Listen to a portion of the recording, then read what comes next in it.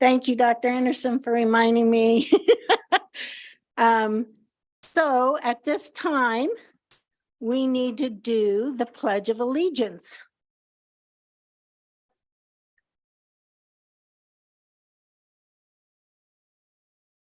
Can you come forward for the pledge, please? All right. Well, you know what? If you come at the podium and you both hold your feet, the audio will pick you up just fine. If they're at the podium, sure. Right. I pledge allegiance to the flag of the United States of America and to the republic for which it stands, one nation, under God, indivisible, with liberty and justice for all. And can you share your names and what schools you go to? I'll let you go first. My name is Zach Buffington. I'm a sophomore from Topeka West High School and a fourth-year college prep scholar. My name is Carolyn Parker. I am technically a junior at Topeka West High School, but I currently attend Washington University as a freshman as a part of the Early College Scholars Program.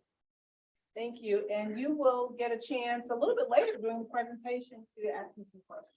Thank you both. Thank you. We appreciate you being here and helping us with that. We are now to the adoption of the agenda. Do I have a motion? Madam President, I move the board adopt the agenda as presented.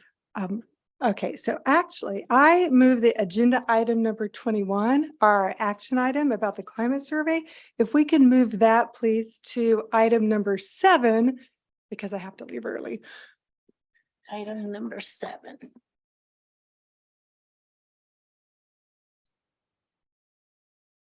So after public education. Right before. Do business. I have, are you making a motion, Mrs. Yes, Kemp? yes. Okay. I'm making a motion if we just move that action item up because I have to leave early tonight. Sounds like Madam President, sounds like she's making a substitute motion. Yes. And so do I have a second for that? Okay. Mrs. Schmidt seconds that. So we are changing the action item to number 7. Correct. Okay, thank you. Does that work correctly for the our board clerk? I'm getting it down there. All right, and that motion was made by Mrs. Stewart Campbell and seconded by Ms. Schmidt, Correct. and the vote is open.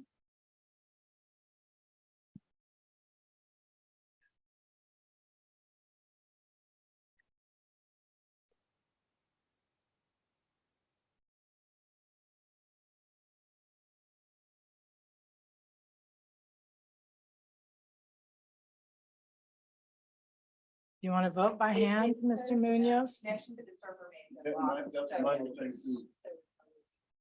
Vote by hand Okay, tonight. go ahead.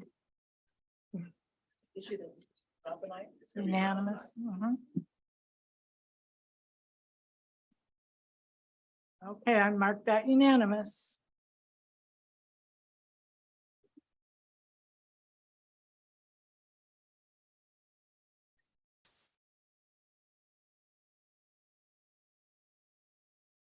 Okay. School highlights. Dr. Anderson, one of my favorite times. It looks like you got a room full of excellent people. I'm telling you, I had a hard time getting dressed today between autism, libraries, and college prep. So we are celebrating many people today. We're going to start off with our Kansas Teacher of the Year and our Kansas Teacher of the Year nominees. Now, in addition to our Kansas Teacher of the Year for Region 2 being introduced, her scholars and or her colleagues might say a couple of words since this is our second Region 2 winner for 2 consecutive years. I believe the principal for our first Teacher of the Year for elementary nominee is here. Mr. Williams, can you come forward and say some comments about our Teacher of the Year nominee?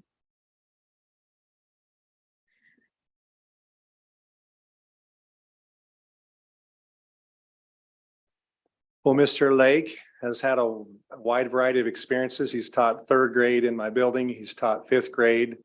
He's moved to special ed, and every place that he's ever been, he's had a huge positive impact on student learning and achievement.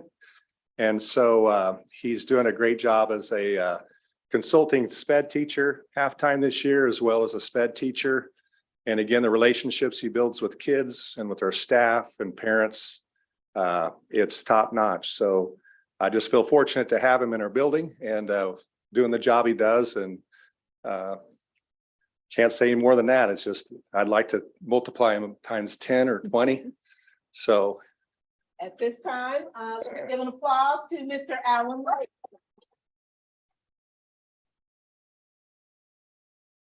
Congratulations, sir. I have a lot of questions for you. I'm gonna take a picture after this. So I'm gonna ask that you come to the microphone. I will tell you this piece about Mr. Lake. He started off as a school bus driver, then moved to a para, then moved to teaching and consulting teacher. He's really done it all. And he is quite the learner. He will go anywhere and to the lengths of anywhere. He's currently in the K-State program. He will not brag on himself. So as you ask questions, you should know these incredible qualities about him. And every grade he's been in, scores have improved significantly. And he chose to leave the gen ed and go to the special ed to make sure some of our most vulnerable students were best supported. One year, I asked some teachers to travel with me to look at some schools out across the country to see what they were doing. And so we went to Atlanta. So he's a great traveling buddy as well, looking at how to be better at what you do. So excellence is a journey and not a destination point. And Mr. Lake, we are lucky to have this gentleman. And you'll be graduating when with your master's in administration? Next May. All right, so I'll turn it over to the board to ask Mr. Lake some questions. Do I have any questions down along the board? Mr. Tatum? Mr. Lake, how are you? Doing great. How are you? I'm doing just fine.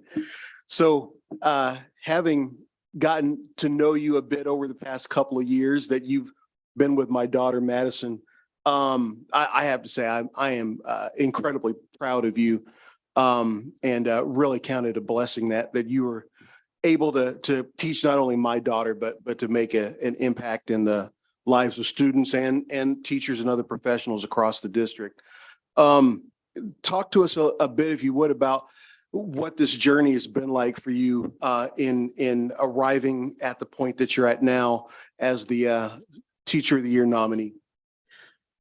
Well, I graduated high school in '95. And of course, I was supposed to go to school right away, but life happens.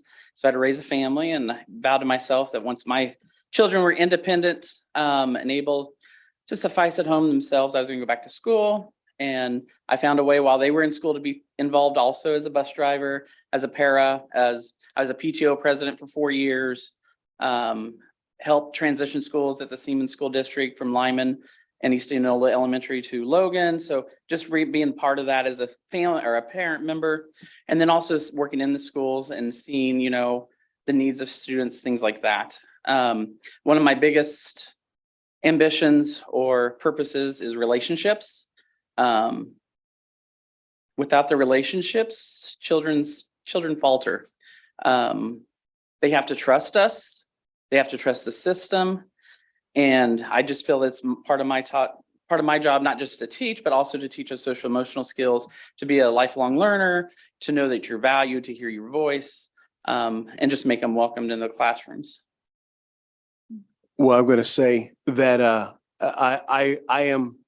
It's kind of bittersweet that Madison won't be with you at McEachern. She'll be going on to middle school, but a big part of her success is what you and Mr. Williams have done for her. And I know that's replicated through very many other children that you've had a hand in helping to shape and nurture. So thanks again. Well, thank you. And I think as we departed in one meeting, you know, I always thank my parents for allowing us to work with the students. That's right. too. Yes. Any other questions or comments? Yes, Mr. Campbell. A comment. So when I visited McEachern before and Mr. William showed me around. I got the big tour and it was great. And I thought, I just want to sit in on a teacher's class and see what's going on. And you have a reputation, that precedes you. And so I specifically asked Mr. Williams if I could sit in on your class, and the answer was yes. And so I saw with my own eyes the consummate professional educator, relationship builder that you are. So thank you for choosing Topeka Public Schools. We're so lucky, and congratulations. Thank you. Ms. Schmidt. Thank you for what you do. I have a question for you. As somebody who has traversed up through into the classroom, what do we as a board need to know that we may not understand from where we sit versus from where you've sat? Well, that's open-ended. This is your opportunity. You know, I've learned a lot in the Leadership Academy, becoming a leader and looking at everybody that's a stakeholder. Knowing that it's not just the teacher in the classroom, but we've also got our custodians, we've got our bus drivers, we've got our cafeteria ladies who are remarkable. We've got our community members. It's just a value to know that everybody's input into the system that we create, especially here in Topeka Public Schools, just because we're so diverse with needs academically, socially, economically, just knowing that every person's voice needs to be heard, even the student's voice. I often tell my students, and I don't know how many of you have been invited into classrooms. I remember when Reverend Williams was here, I invited him in through Zoom and did a civics lesson with my students. But he responded with, he's been offered that a lot, but hearing students' voice is very important. So if you don't get a lot of that opportunity, I know you're in schools, you're observing, you're talking to children, but really hearing their needs too. Because not just are you making decisions for teachers or for the school district, supporting the superintendent, but your role is also important to our students and the decisions you make and their success. Any other questions or statements? Mr. Allen, we are so pleased to have you nominated as for Teacher of the Year. I think our district chose two very good candidates, and we're very happy that you got to that stage, that nomination, and we think you're well deserved of that. Thank you so much. And you know what? Thank you for being at Topeka Public Schools. Your knowledge is incredible. Mhm. Could you tell us a little bit more about the Leadership Academy? Wow. Miss Wallace, hopefully it's a lot of work. It's very eye-opening to the leadership side. You think you're a good leader, but the things I've learned so far just in 8 months of class, there's a lot more that goes into a school leader. You can be a great teacher, you can be a great teacher leader, but there's the things that you learn about, or that I've learned about, that helps change my mindset to be a better teacher leader, even not just to lead the whole building, perhaps if that's my path, but to be a better teacher leader and support my teacher colleagues as I'm going through this path. For instance, just being able to be a better listener, paraphrasing, we know that's tough, but just those different ways to involve and provoke teachers or colleagues or even students to think for themselves, find their solutions, that we're not always the solution, but we're there to guide and facilitate that decisions. Thank you. It sounds like something that is very powerful for our district. So we're lucky to have you in it. And if I could share one more thing, Please. Dr. Gray and I have some history too. He was the principal at Logan when I was a bus driver, and he followed me a little bit. And when I finished school, he's like, "Are you ready to come and be a teacher at my building at time at Logan?" And I said, "No, Topeka 501 picked me up, and that's my home." So, and then look where he's at now. So, so it's great to see that Topeka 501 does grab teachers from other districts into the, because we do have, I feel, one of the best districts in this area. Thank you. So, I thank you. I agree with you. Let's give him another warm up. Thank you. He is so amazing. We could all just listen to him throughout this evening with his nuggets of wisdom. And now for our next Teacher of the Year. Now, it had been decades before we had Teacher of the Year finalists. And last year we had Miss Munoz from McCarter. And then again this year, when other districts thought they were going to get a Region 2 winner, they did not. So we were excited to see College Prep and Highland Park High be recognized in such an amazing way in this space. Rather than me speaking, you will hear from Ms. Foster a little bit later in the presentation.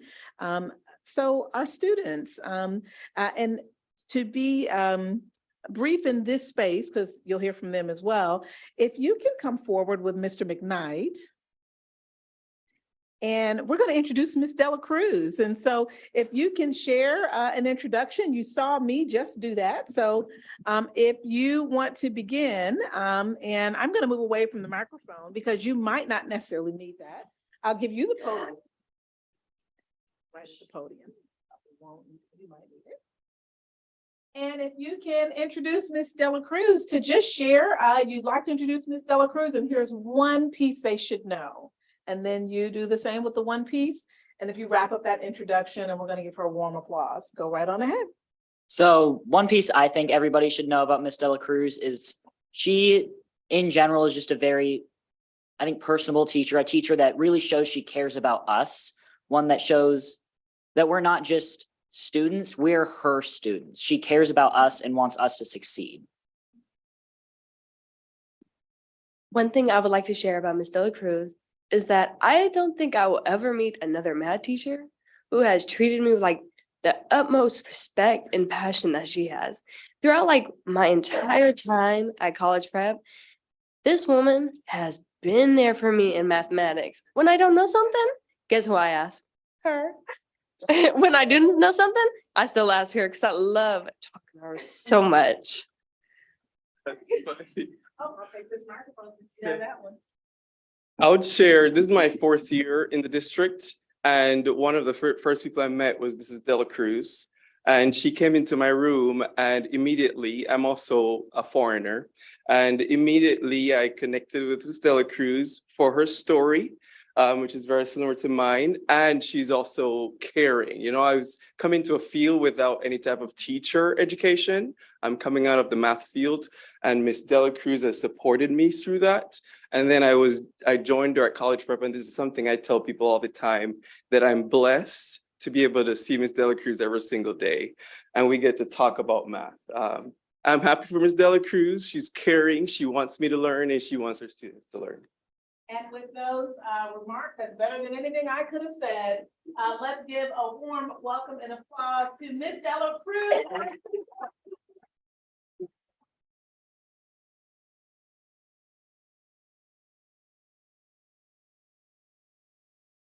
Now we're going to end up taking a photo as well, but can you come to the microphone? And your young people might just be staying up here with you. Yeah, they will answer the questions for me because this is a student-centered environment. So we're gonna just, yes.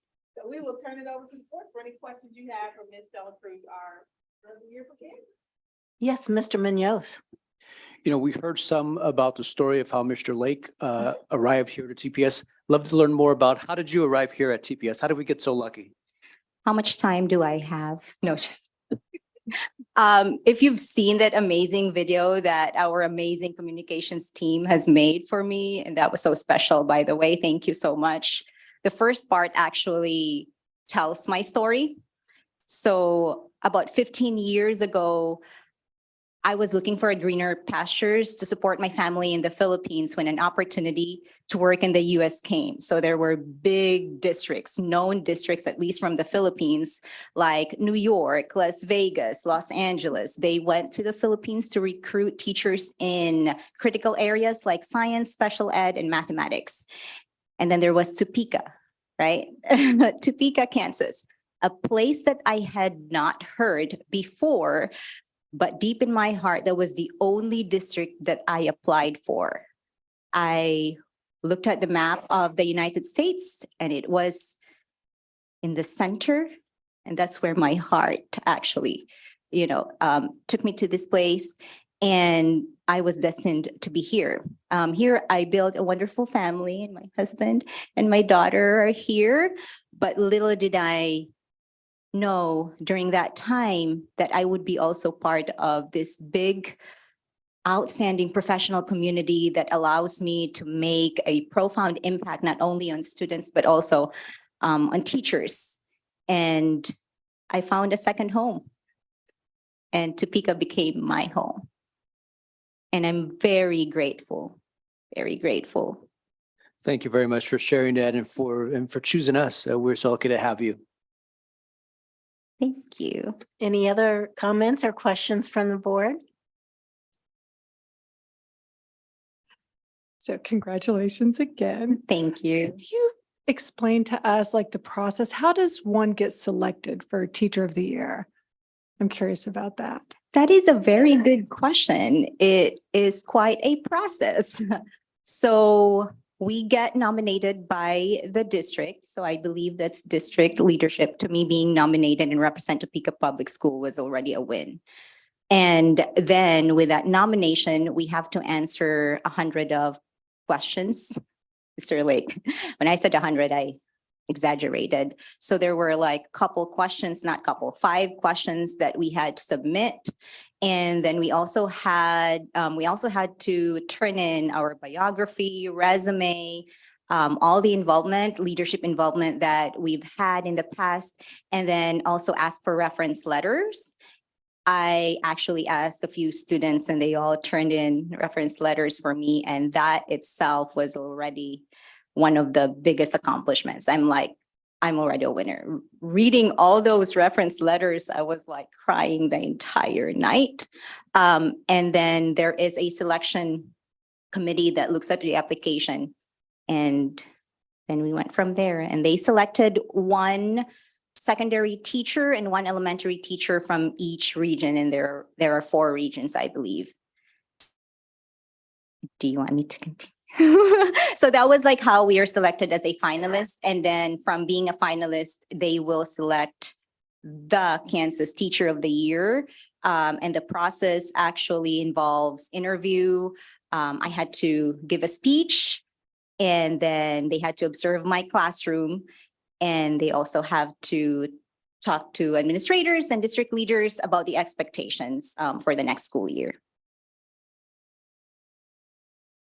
Mr. Tatum.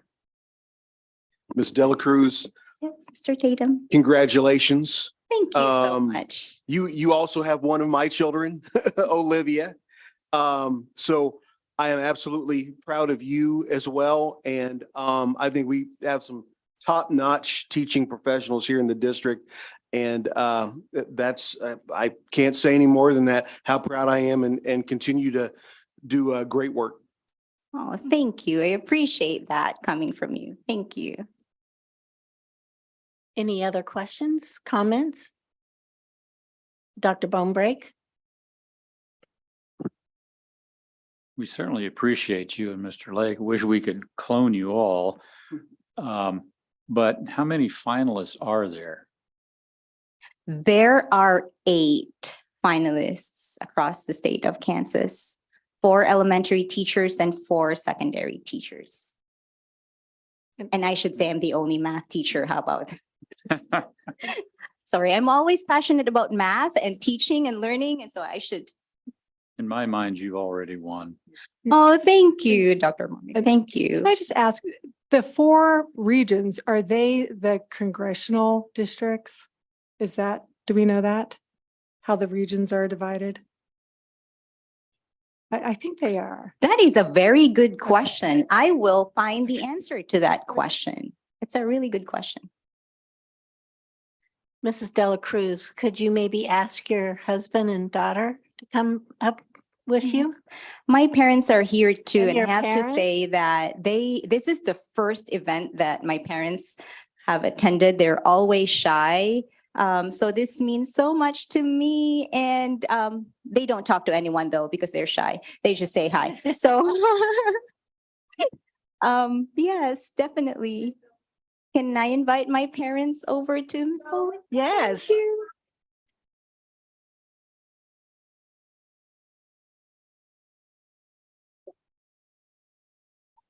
The first family. So this is what I would like to say. I know being a spouse, a child of a teacher is very giving of you. And we appreciate everything you do to support her, for her to be able to do the job that she needs to do. The families of our educators, the parents, the husbands, the wives, the children, we don't know how to thank you for supporting our staff the way you do, your wife the way you do. And I just wanted to thank you for your part in making her so great. Thank you.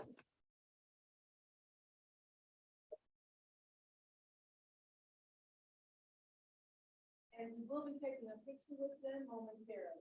All right? Congratulations.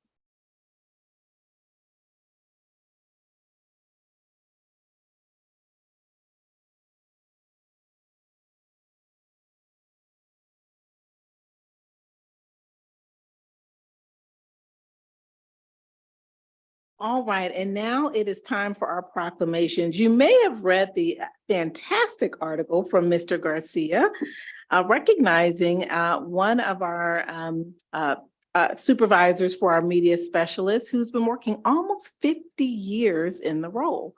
What a fantastic article. Thank you, Mr. Garcia, for highlighting our amazing staff member. But let's start off with, and where is she? Oh, there you are right there. Miss Leopold, first of all, let's give her an applause. Almost 50 years.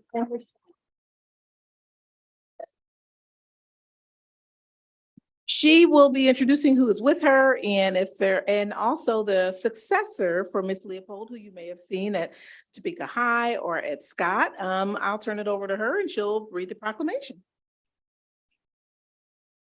I never get my voice right when I do these. Whereas April 2023 has been designated as the 38th Annual National School Library Month, and whereas school libraries provide materials for teachers and students that will encourage growth and knowledge, whereas school libraries provide books to encourage children to read for pleasure, and whereas school libraries provide materials to meet individual needs, varied interests, abilities, socioeconomic backgrounds, and maturity levels of the students served. And whereas school libraries provide materials which reflect the ideas and beliefs of religious, social, political, historical, and ethnic groups, and their contributions to the American and world heritage and culture. And whereas school libraries are a fun place for students to go, and all students deserve a well-managed library to provide for free expression and access to ideas. And school librarians are responsible for those spaces and have their day of recognition on April 4th, 2023. Now, therefore, be it resolved that the Topeka Public Schools Unified School District Number 501, Topeka, Kansas, does proclaim April 2023 as National School Library Month. Thank you. And can you introduce who is with you and we'll give them a big applause. There are a bunch of them. So Melissa's coming back to the library. Okay, would you all like to stand? Or as she calls your name? Come on. We're Melissa proud of Williamson. you. Come on.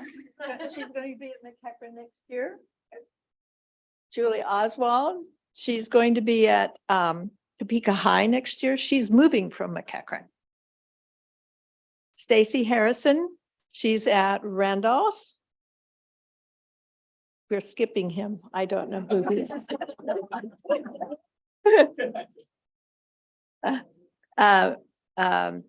Michelle Dittmore, she's really a yeoman. She's a media para, and she's been at Ross this year by herself and at State Street.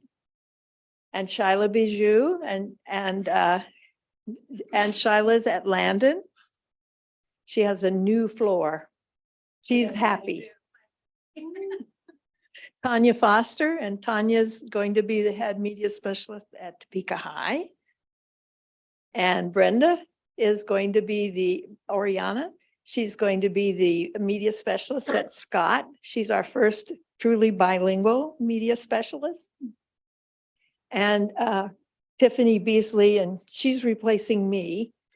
And then Tanea Tillman is our media cataloger. So she keeps everything organized in the library catalog, which we have like 400,000 entries. And then Caitlin Schwanke, and she's at Chase. She and her mother, me and her mother were friends. And, oh, yes, Morgan Garbo, and she's going to be the media specialist at Highland Park Central. And, you know, I've met her twice. Give them another round of applause. Is there a question for Ms. Leopold, who served us for half a century? Do I have any questions from the board? Thank you. First of all, my question is, what made you stay for half a century? I really believe in library media programs. I mean, truly from my heart. And so I stayed. They are important. Mr. Munoz? Yeah, Ms. Stewart Campbell stole my question. You know, what are a couple of specific things you might point out that we're doing right at TPS that caused you to have your longevity here? Well, you have library media specialists. And not everybody has library media specialists. But Topeka has managed. We've been very efficient. They've let us organize our staff so that the media specialists in the building can work with students and staff there, and they don't have to spend hours and hours and hours processing books and doing, business office kinds of things. We centrally do all of that for them. And, we're a small group, but we're very mighty. The other thing we did that I think is really important is that we supply books and we do all of those things that you think of as libraries, but we also do all of the Chromebooks and we keep track of the iPads in the district. And that move into technology is really, really important. And the reason we moved into technology is because we're in the information business. And now that's where a lot of information is. So that's another thing that 501, I think, did really, really well, was to integrate libraries into the information technology services in the district. Irregardless of the fact that when I started, we were filing cards. Well, thank you again for all of your service, and to the rest of you all, thank you all for what you do for our students, helping them learn and being there. I think we've all learned during COVID how important your role was to make sure that we were able to connect to every student. And then now in the age that we exist now, and what we see and hear about books and about our libraries, you all have an important role to play in the education of our students. So thank you all very much. Thank you. I know some of the library specialists and Dr. Bijou, thank you for driving from Olathe every day. I found that out just today. In fact, I was talking to her at Landon. Miss Oriana was both of my children's 4th grade teacher at Scott. So how thrilling that we're going to have a bilingual media specialist at Scott. And Miss Beasley was the media specialist at Scott. And when you moved to Topeka High, my daughter in middle school was like, Mom, there's this book. I really want to read it again. And I can't remember what it's called. And well, tell me about it. So I'm like, I don't know. Who could I ask?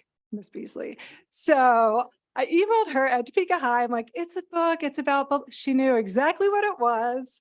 And so my daughter's birthday is in a few weeks, and she asked for that book for her birthday. She's read it like 3 times because I got it at the library, right? And she's like, Mom, I really want to own that book. So I know what it's called, thanks to the media specialist. So thank you all for everything you do. And any other comments from the board? Well, my comment is we are going to have quite the dynamic duel at Topeka High. Oh, my goodness. I've known both those ladies for a lot of years and they've been friends for a lot of years. And that Topeka High Library is going to go off the chart. I just know it. So good luck next year working together and good luck to you in your retirement. It is a good gig. I think you'll like it. Okay, thank you. Thank you so much for being with us for so many years and changing our libraries to be such great places. Thank you.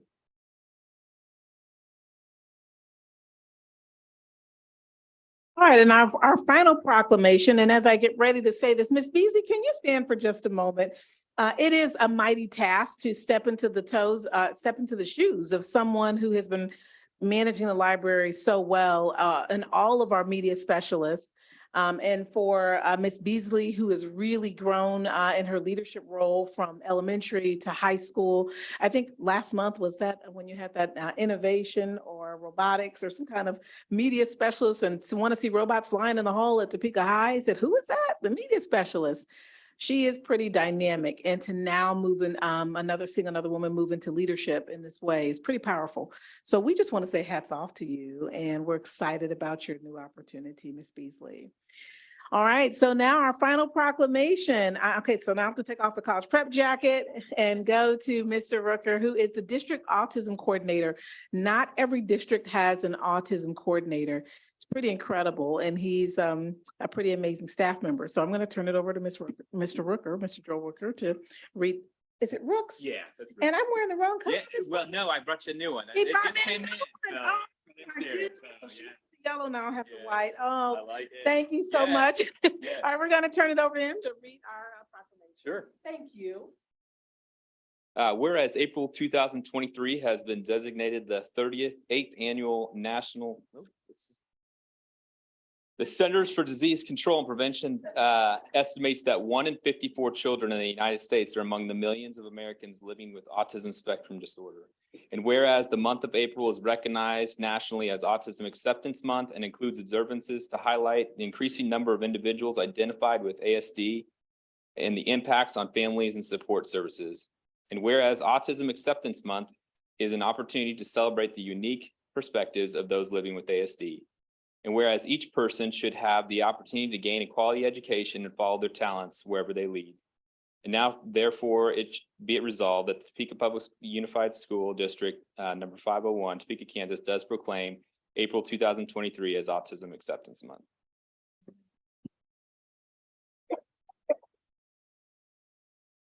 We'll turn it over to the board for questions for Mr. Joel Rooks.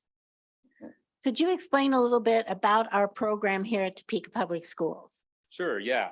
So we have, kids on the spectrum have different abilities, different strengths, different needs. So there isn't necessarily one program that fits all students with autism, just like there isn't a program that fits all kids with special ed. There are different programs that we have. So we have a program at Whitson that's called Strive, and it's for kids that are high academically, but maybe socially struggle more in the classroom and struggle to stay in the classroom. And so that program is there for those kids that fit that. We also have intensive instructional classrooms for kids who need more daily living skills, functional living skills, learning how to communicate better. There's those programs. And then we have lots of kids with autism and inclusion. So they're being supported in the general education classroom by paraeducators and by the teachers and co-teachers if they're special eds. Yeah. Do we have any other questions or comments from the board? Dr. Schumacher. Yeah, thank you, Mr. Rooks. So in your position as the coordinator, then do you help kind of make sure that these kids who live on kind of all ends of the spectrum are kind of in the setting where they'll function the best and is best for the family and kind of taking all of that into account? Or is it more like, this is your community school, so you're here, even though maybe the Strive program would work out better for Yeah, that's a great question. So I think the biggest thing that we do is try to keep kids in the least restrictive environment. So trying to keep kids in general education as much as possible. And then the times where they aren't able to do that, that's when we look at maybe other more restrictive programs. And so my role is really working with the teachers to provide programming for the students. So providing training, providing modeling. I spend most of my day within the classrooms. Anyone else?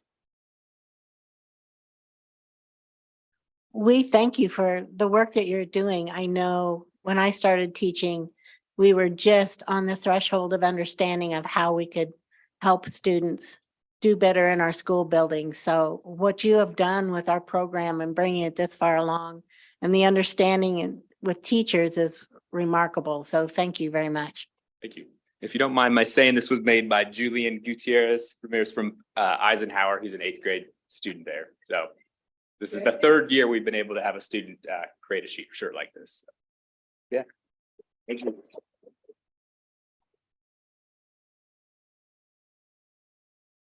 I believe that concludes our highlight. And now it's time to take a few photos. Can we take a 3-minute break? Yes, we'll have a 3-minute break and people on Zoom excuse us for a few and we will be right back.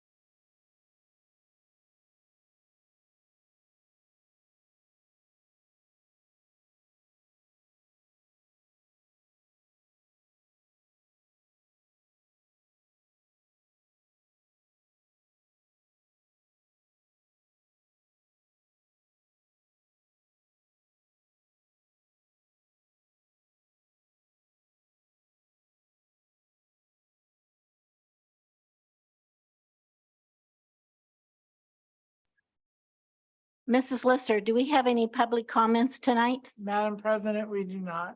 Thank you. No. Now to our new agenda organization. I need to go down. Action item number 21-1 has been moved to number 7. A board climate survey. Do I have a motion for this action? Madam President, I move the board approve the items of business by consent as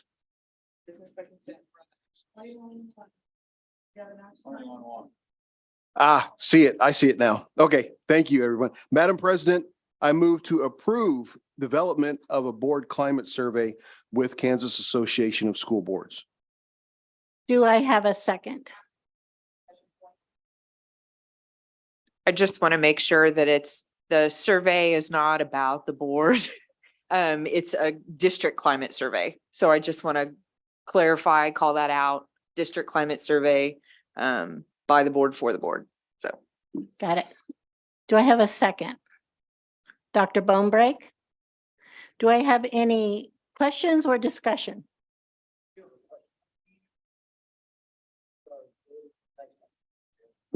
Mike, please.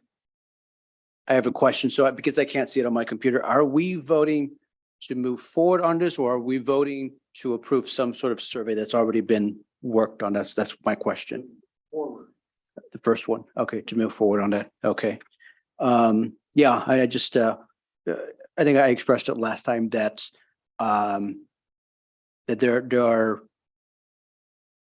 there's certain sort of work that's ours and certain work that I think that's not ours. And I think we're, in my opinion, per policy, we're stepping onto some of the work that is, I think, the work of our administration. So so if the board wants to vote yes, I mean, we'll move forward, but I think I'm gonna err on against moving with this, just because I think if we wanted to move forward with this, we should direct our board to, or our administration to do that work, to provide a survey. We have experts and individuals who have the expertise to do that. And so they come directly back to us. But I think we're sort of losing sight of our work, but that's all I wanted to share. Any other questions or comments? Dr. Schumacher?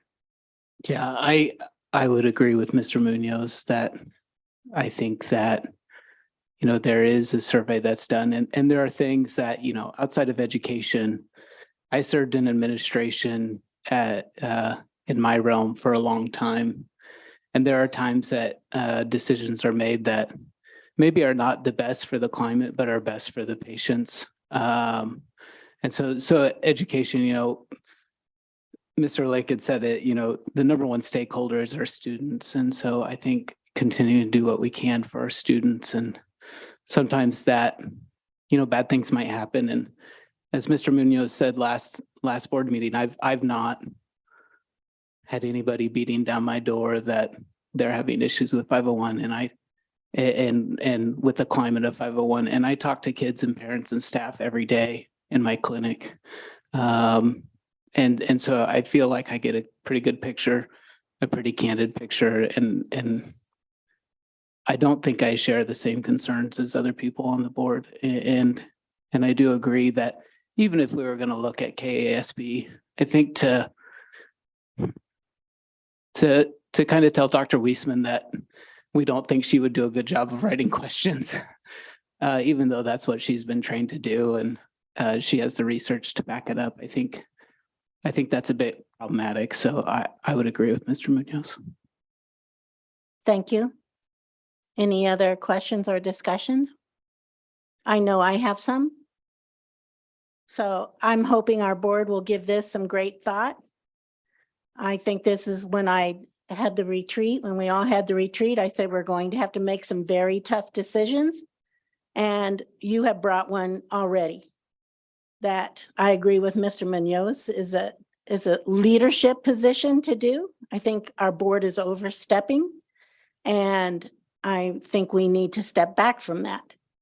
Do I believe that the damage can be repaired, the trust damage, when we have to work with a leadership team to move our district forward? I believe our board has put us in a situation where that trust has been damaged, and we will have to work hard to repair that damage. I believe at our last meeting, we were told that we didn't have a mass exodus from Topeka Public Schools. I believe that we have had 86% of our retiring people who qualify to retire are staying.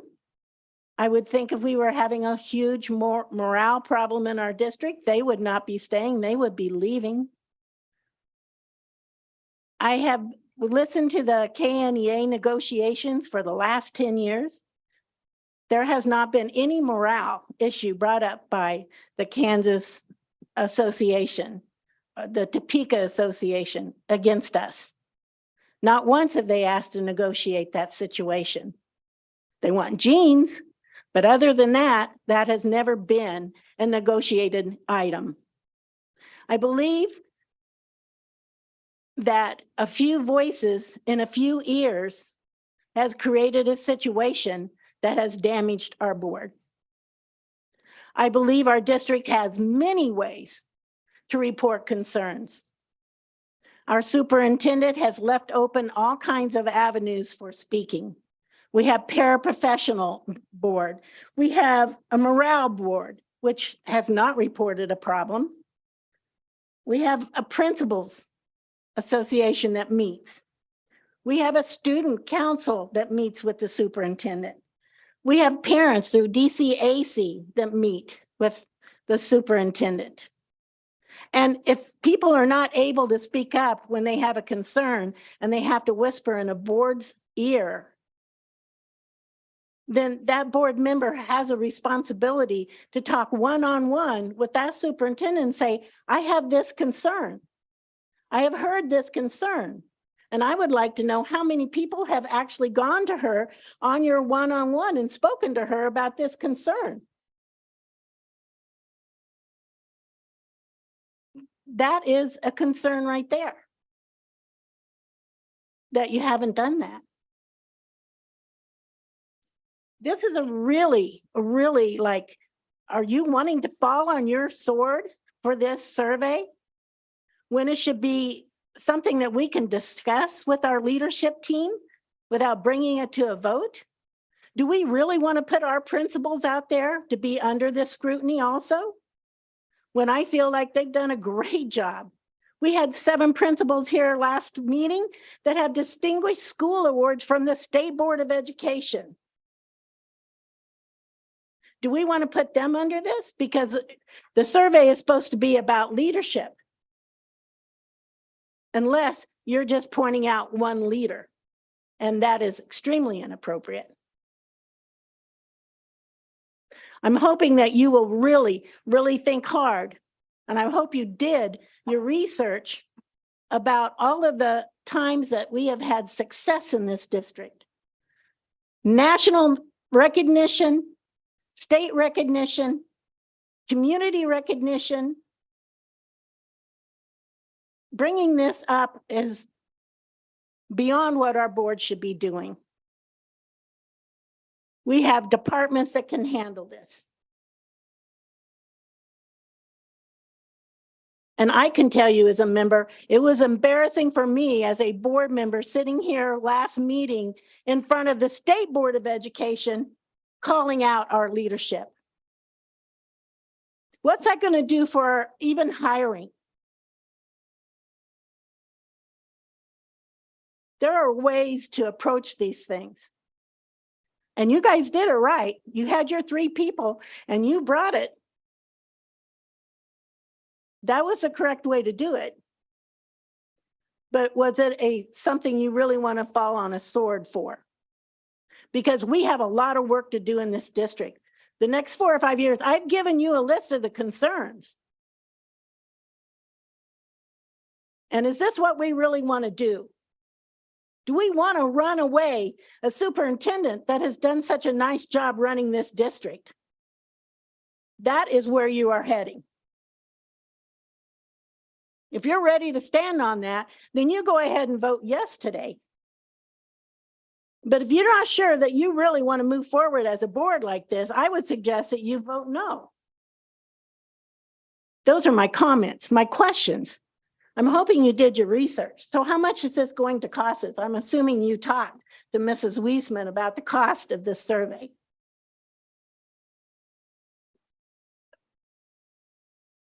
No one? You understand she gets paid by the hour to produce this for our district? Yes. Madam President, who are you directing your comments toward? I'm directing it to my board members. Okay. Okay, so I for one, I feel like there is for some reason this issue has magnified itself beyond what it was intended to be. We a few weeks ago we constructed a list of concerns and goals and ideas that we wanted to address fairly. You've acknowledged we did that exactly. So us exploring this particular avenue is no different than any of the other ideas that we put up on the big paper. Exactly. Okay, so You brought it to a vote and now we're here for this vote. Right, but you're Madam President, you're basically taking the board to task for something that hasn't occurred yet or really has not. I have the impression, you haven't said this, but I'm getting the impression that there's a sentiment here that there's something nefarious going on. There's something sinister, underhanded occurring. And I can tell you that I'm very proud of this district. I'm very proud of what we have accomplished together during the year I've been on the board. And I'm looking forward to a lot of great accomplishments to come. I, for one, am not trying to undermine this district. I'm not trying to bring dishonor upon the board or anything like that. So I take some exception to some of the way that you're kind of characterizing this issue. Do we have some things that we need to work on as a district? Yes, we do. We identified what a lot of those things are. So this is just one of those things. I feel that because I am a board member that people have talked to about their concerns within the district. I feel like there is some trust issues that have not materialized for the members of our district that aren't in leadership positions. Or maybe they are. But we're not doing the work of putting a survey together. We're commissioning it to occur, and that's the way it should be. That's our role as a board to oversee processes and to govern things that we believe are in the best interest of the district. I see this as no different. If we explore this avenue, it could yield some positive results. If not, we can say, well, I guess we tried that and you know, it didn't go the way that we thought it might. That's fine. Either way, it'll be something we can learn from. But I don't think that there's anything nefarious about kind of exploring some of these concepts and ideas. Because I think there could be a lot to learn from a survey that folks have confidence in that is going to honestly and fairly represent their ideas and their opinions and their viewpoints with the district. And that is what we as a board need to know about. You've had several surveys brought before you and you don't trust that information. Why will you trust this one anymore? I don't have a reason specifically to not trust those particular items, those surveys. I don't take any exception, Madam President, to the surveys that have been done. I think what I'm really interested in is seeing how we can approach this issue from a different direction and get different perspectives, different voices involved with it, with this particular survey, and see what it yields. And so have you talked personally to your superintendent about these ideas? I don't believe that I have. They're just kind of thoughts and ideas that I've had percolating around in my own head. And this was a venue to begin exploring some of those things. And so do you believe the superintendent would not have granted this survey or your ideas? Madam President, I never even went down that road in my own thoughts. No, I was hoping that this board discussion, not merely today, but just in general, the conversation that we're having surrounding this particular issue could be something that would produce those kinds of discussion points. Dr. Bonebrake. My concern with the previous surveys was the fact that only 20% of people answered them. And if the state board has a survey, we can get a 50% response. I think that'll give us a truer feeling of the climate that's going around. I don't think anybody had any agenda, but I think, 20% is abysmal. It's your job, your climate. We've got behavior issues in schools that I know some teachers that are really burned out, and we have teachers that only stick around 2 or 3 years and go into another occupation. That happens across the nation. I know. So shouldn't we investigate? It can be, and it should be investigated. But bringing it up at a board meeting such as this, when you haven't spoken to your superintendent first to come to some solutions, I think is inappropriate. We need to know the problems before we know the solutions. Well, I believe the board thinks they know the problems. That's why they want the survey. Well, like I said, a 20% return is abysmal. I believe the 360, is that what it's called? Has a 47% return. Am I incorrect on that?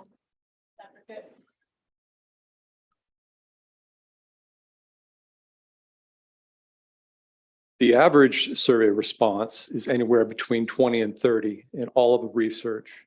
That's kind of a standard benchmark of all surveys. I'd be very impressed if this additional survey could yield a 50%. And the 360 it's about 45 to 47% on the 360. What is that? The 360 survey is questions we ask in regard to how, it's again anonymous, no way for us to track email, IP, or anything like that. But it asks about different departments in the building. It's a reflection on the superintendent, and we ask district personnel that survey.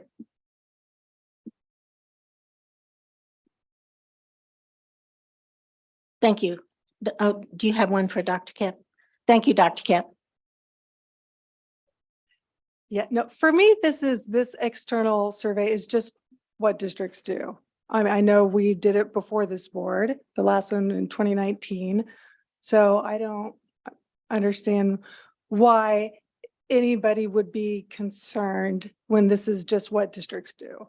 So this is a way for us to learn more from, and I just hope, Mr. Munoz, the others may be right that, and Dr. Kipp, that we may not have more of a response rate, but I think that we will, just because it's coming from an external survey, an external source, and it is not about Dr. Anderson. She's stellar evaluation. It's just in general issues in our district that we can work to improve on. So it's what we've always done. So that's all I have to say. Madam President, Dr. Kip, did we do a survey with KSB in 2019, or is there a survey that we're referencing that maybe I might not recall? I don't. Yeah, it was at Cross and Joftis. And he came back in 2022. So Yeah. his last one was in And, 2022. and those are the ones that we hire outside. He is That is an outside contract to get the information that we need outside of our district, correct? Yes, So we've ma'am. already hired somebody to do this. He came 10 years ago, so I've just used the same one that they used before me. So yeah, that is Cross and Yeah. Joftis, who came in 2022. So I'm just hoping that you thought hard and long about the trust issues that you have in place that we will have to work through. And if you haven't gotten those emails or those phone calls, I can tell you I have. Yes, Mrs. Schmidt. Okay, so there's just a couple things that I want to clarify, listening to all the conversation. Number one, this is not a targeted survey for somebody. When I fill out my survey for my employer, it is not for my CEO, president that runs the place. It's about how do I feel about the environment in which I work? Would I tell other people that they should come work here? We're just trying to get an idea of how people feel like the environment in which they work, what that's like for them. We have said time and time again that we have limited resources. We have limited money. We have limited time. We can't do everything. So in order to be impactful, in order to be data-driven in what we spend our time on all those things that were up there, if we get a 50% response rate on the survey and everybody says, this is the best place to work ever, I wish we had more professional development opportunity, that's where I see an opportunity, then we can focus there and let the rest of the stuff go. We can't do everything. This is an opportunity to let the people who are the district talk about what is important to them. And I feel like, one of the beautiful things about creation is we're all different, right? We've all got noses, but every one of them is different, but they all smell. And I feel like the language and the tone that's being taken is very attacking and hurtful and insinuating. And, I kind of second Mr. Tatum when he says, we don't give up 2 nights a week and in committee meetings and go to graduations and all of that because we're trying to take the district down. We are trying to make this a destination district. And in order to do that, we have to be intentional with what we focus on. We have gotten, I've said, maybe it is just a few squeaky wheels that have come and spoken to me, but it gives me great pause that I've had more than one. I've had quite a few that don't feel comfortable enough to going to whoever. So for me, that says my due diligence and my responsibility is to try and get a pulse on what's going on. I hope it comes back that people love it. It's a great place to work. They tell everybody to come here. Maybe they tell us there are some opportunities that we have to improve from their perspective. And that just opens up the space to have the conversation. Actually, what's happening right here with the attacking that's going on. Oh, let's go 2 ways here. The attacking that's going on, it makes me feel like this is what they must feel like. Do you think I ever as somebody who's come to me and wanted me to bring something up and talk, and then I get attacked for that? Now I know how they feel. So I can just sit here the rest of my 2.5 years and raise my hand and approve everything. And, when the mass exodus starts to take place because we didn't care enough to listen to people, then, I guess we'll look to you and say, okay, Madam Okay, President, what do we do but I now? also hear two things here. That we want to hear their voice. I can agree with that. But we want to hear their voice because of you're afraid that people are too afraid to say anything. That's saying something else. And I can agree. In fact, I've even had departments contact me and say, can we put a couple of questions in there? I can agree with that. I think Dr. Anderson says that she can agree with that. But when you start talking about a couple of squeaky wheels and wanting to know why they're so afraid, that's a different survey. I don't know. It was the Rosa Parks that had the strength and the courage to stand up and say, you know what? Not everybody has that strength, right? We want to give everybody a voice, whether they have that courage, whether they have that college prep education, and meet things head on and eye to eye and find their voice. Not everybody has that. And that's okay, right? We need to celebrate the differences that everybody has, but we need to give everybody an equal and fair opportunity to have that voice. And they say, the collective that they don't feel like they can trust something that comes from the administration building. Okay, so we have an agreement with KSB. They say this is something they can help us with. Let's do that. I got the impression last week that Dr. Anderson said, yeah, we can utilize this. We're looking forward to the information that we'll get back from it as well. So I don't know. I feel like there's being this big brick wall thrown up, and I'm not really sure why. Well, I can agree on a large survey that talks about giving voice to the district, but not narrow to why people are afraid to answer their surveys. Well, I mean, we haven't even come up with the questions yet. I mean, that's why I feel like we're kind of putting the cart before the horse.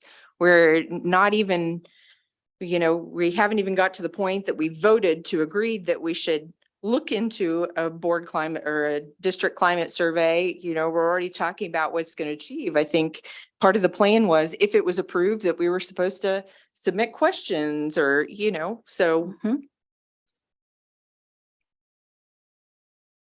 Mr. Munoz?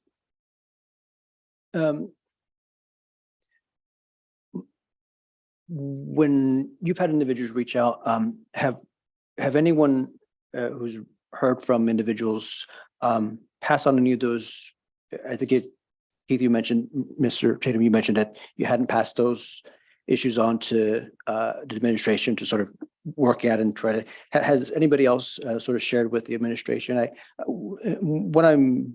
And have you passed on any of those, what you're hearing as concerns on to? No, there is fear of retribution. Okay.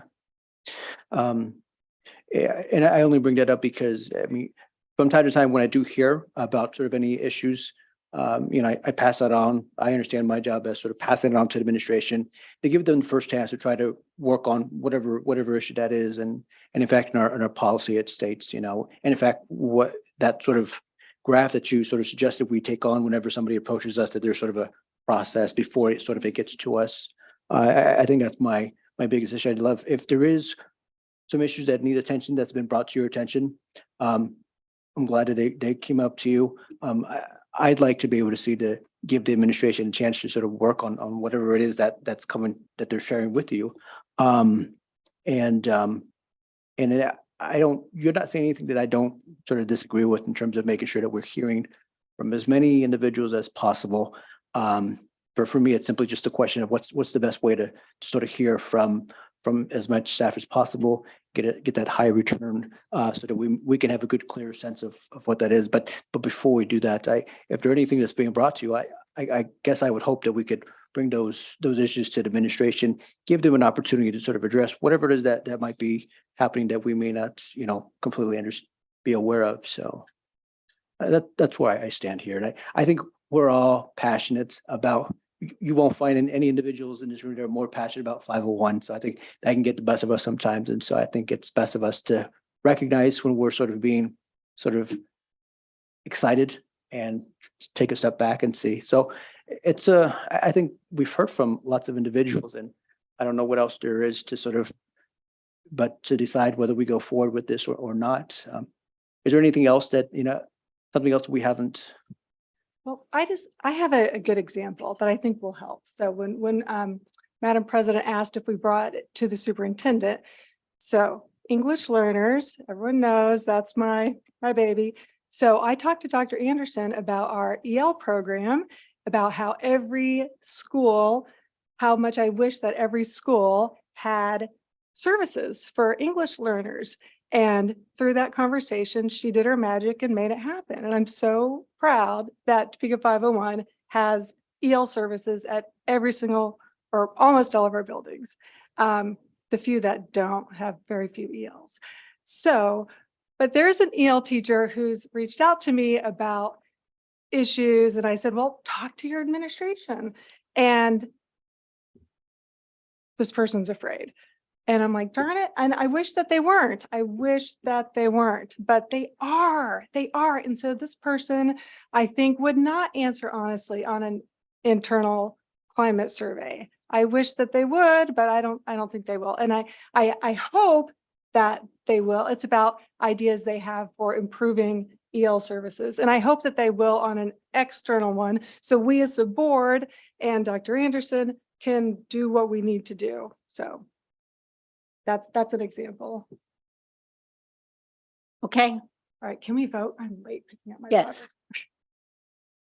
So do I have a motion for a vote? Oh, we just need to take the vote. All in favor? Do you need to call it? Well, you can vote yay, vote for yay. Okay. So we're, You're in favor.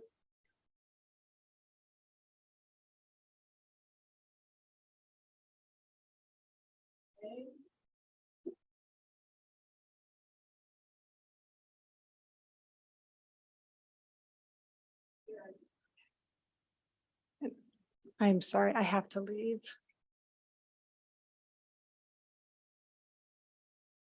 So I will expect some questions. I know Dr. Bomberg, thank you for turning your questions in already. HR has asked, so I hope I can get some questions from them. And somebody else. So I will get that figured out. We'll gather those questions and we will find out what the cost will be for this. Okay, so back up. Business by consent. Do I have a motion for business by consent?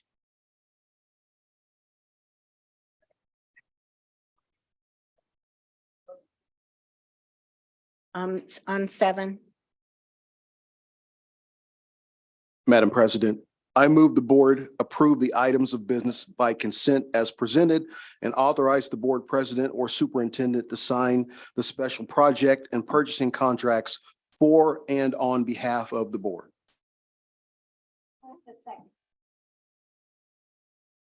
Dr. Schumacher?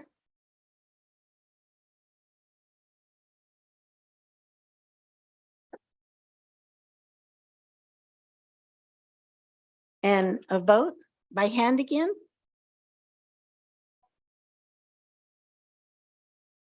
Takes longer when it's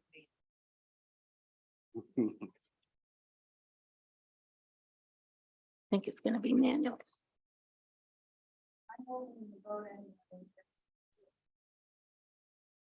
No.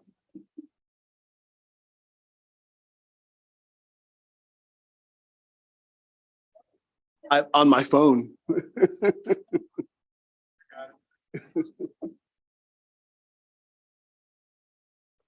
There you go.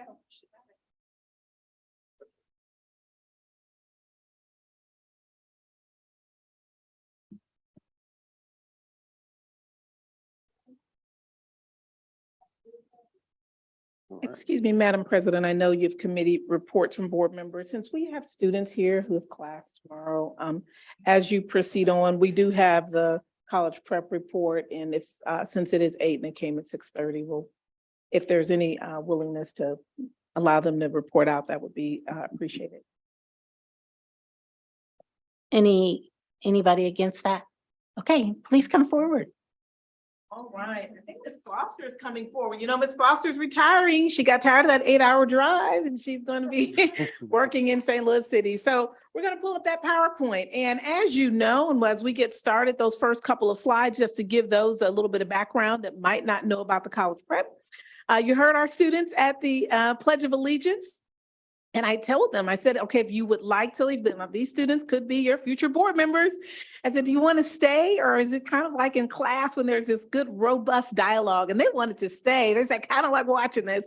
And so for these future board members, truly, that's actually what was said. For these future board members, potentially, I will say that Zach is actually interested. Public speaking is a requirement of college prep. So he is interested. He chose to come tonight before even knowing about what any presentation would be, as potentially a student liaison that'll be reporting to you in the future for next year to help fulfill his public speaking requirement and to give him some experience as a liaison to the board should he choose to go that path. He wants to be a superintendent one day. So it's his practice.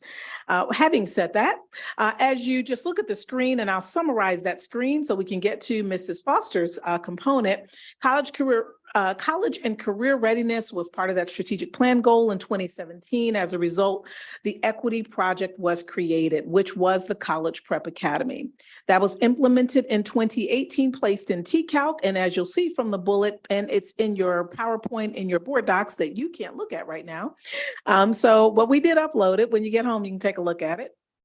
That piece about the college prep that we put in place as a component was to put students in an accelerated environment, expose them to college and careers.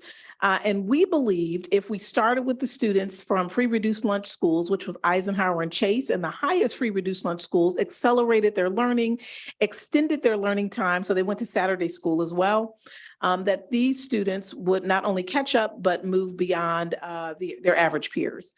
So that was part of the plan. There was no application. It was just, we just invited all the parents, and whoever showed up, they got into college prep. That's how it initially started. So with that, we have before you students who are now continuing in there. I did put a couple of links to some research about accelerated learning, some research about how to work with high-performing, high-poverty schools. So that's in there. So we're going to go on to that very next slide. And with that, Ms. Foster, who works at the College Prep Academy in Jennings in St. Louis, she agreed to retire from where she was, drive the 8-hour distance, 4 hours each way, and to teach College Prep Academy so that I would have a person who believed in this philosophy to open the college prep.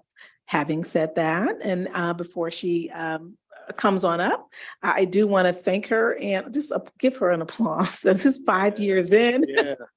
So, Thank you, Dr. Anderson, and thank you, board members as well. It is a pleasure to be here and standing before you, and I will be very succinct. So in 2019, previous to 2019, we had Chase and Eisenhower students, and in 2019, we opened college prep to the entire district middle schools. I am very proud to say that our CAP performance over the past 5 years has exceeded that of the state. And for each year, we were over 50% of all of our students performing at the proficient and advanced levels in all areas. Currently, our courses of study include Honors Algebra 2 and College Algebra, Probability and Statistics, Honors 7th grade Math, High School Algebra in 8th grade, by the way, Global Communications, and Young Adult Literature. Our current college enrollment is 110 students, and our college partnerships are with Washburn, with University of Kansas, with K-State. We have gone to Columbia, University of Missouri. We have been in WashU, and WashU is my alma mater, by the way. I just like to go ahead and make a plug for Washington University and St. Louis University. Oh, by the way, K-State is now my alma mater also. So yes. on that point, she joined the master's program which is the K-State program. Well, I thought I was gonna lose her, I'll be honest with you. And so I just said, why don't you get a master's while you're here? That gave her 2 more years.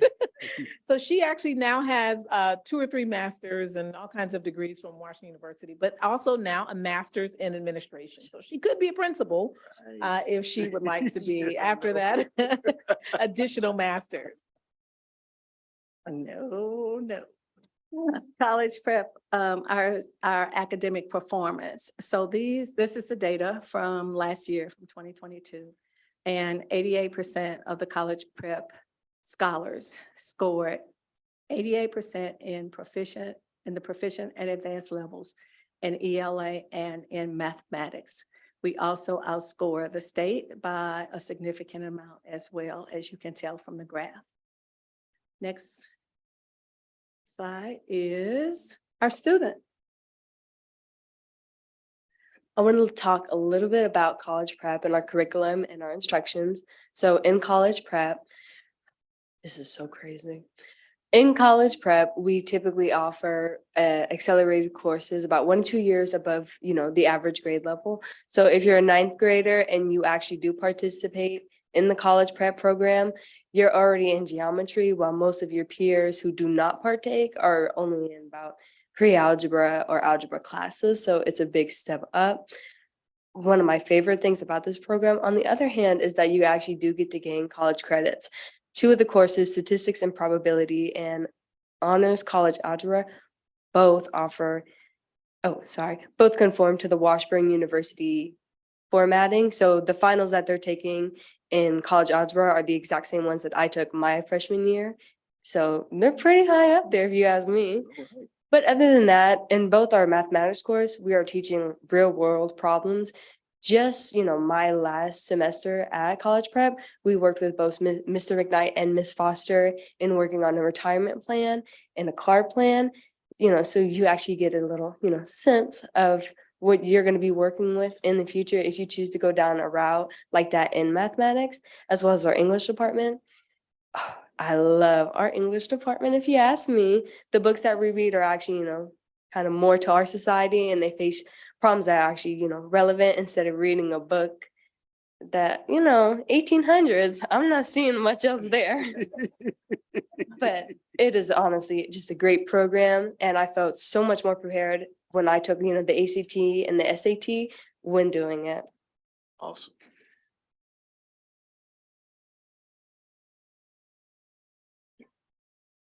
So I'd like to touch on the student experiences a little bit. The main experiences we offer at college prep are college visits, which I believe are a huge opportunity since that allows us to see colleges all across Kansas and kind of understand what it's like to be there, learn the benefits of why we should be there, which is just huge to get that in early middle school and high school, where most students would only get that when they're a junior or senior. Another experience we get is we often have people come into our classrooms and talk to us either about maybe their career path or just something involved in the community, which is another big opportunity that we receive that not all students get.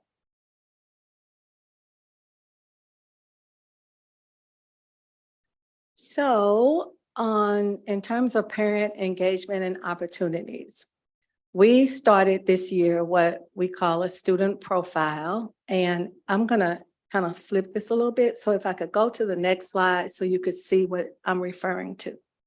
So Mr. McKnight is the creator of this document with input from all of us. And as an aside is that college prep is a team of teachers, and we believe totally in collective efficacy. So everybody brings something to the table. So Mr. McKnight created this document when we said, okay, how do we keep track of what's happening with our high schoolers? Because not all of them choose to take a pathway and come to us at TCAL, but they're still college prep. So we had to devise a way to make sure that our kids were prepared at 12th grade and not have to remember what they did at 7th grade when they got to 12th grade and they're preparing for college. So this site is actually individualized. So each of our students has this webpage. And we started at seventh grade. We carry it all the way through 12. And as you can see, seventh grade is it's not a whole lot that they have to do. But as we progress through the grades, then we are adding information to their own individual webpage that will be right there for them when they are ready to apply for college. They don't have to try to remember. They don't have to go back. What did I do? It's all there in one place. In addition to that, we collect information about pre-ACT, ACT, what's your SAT score? We look every week at all of our students' grades. We want to know how they are doing, and if they are not doing well, they know that they are going to get a phone call from one of us to say what's going on. We also, right here, we know who their counselor is. We know what scholarships they have. Just so everything is packed into this one website to give us immediate access and information to where our students are and what they are doing. This is an example of one of our current ninth graders who is just a stellar student. And she has begun to populate her webpage with this information. We have a checklist that they can use and just go in, and when they have a new headshot, they can put it on their website. When they get their SAT scores, they can just add it to their website. So this gives us and them continual information about their progress. So if you could go back to the other way. One more. Okay, so also we have summer college camp experiences. Our students are hired by the district to actually work in the summer camps with our young people. So we are very excited about that opportunity for them. And then we strongly believe that parents are integral in what we do at College Prep. So we make sure that we invite them often to come into the building and to participate in a variety of ways. So sometimes our parents we've had our parents to judge projects that our kids have done. We've had parents to come in to actually speak to our students about their career path, about opportunities that the parents have experienced, and then it helps our students as well. And then finally, we're following our kids all the way from college to finishing college to after college. So just today we met with our first cohort is graduating in May. And we met with them today, and we have their information. And just as, again, as an aside, we have no reluctance and have never had a problem with giving any college prep student our phone number. So they have our personal number. We call them, they call us, they text us, we text them. So there's that open line of communication with our students at all times. Zach? So another thing that's focused on at College Prep is as it says, interpersonal skill development. So public speaking, business etiquette, being able to present presentations, time management, and professionalism. An example of that would be me being able to attend this, or even within the first couple of weeks at College Prep, seventh graders are taught how to give a proper handshake and how to tie a tie, which for me is something that I take pride in and have since then. With the presentation skills, I know at least once or twice a year, students give formal presentations and are taught how to give those presentations properly, which for me has been a huge difference, where I'm able to properly give the presentations. I know what to do, I know how to do it, whereas not all of my peers know how to do that.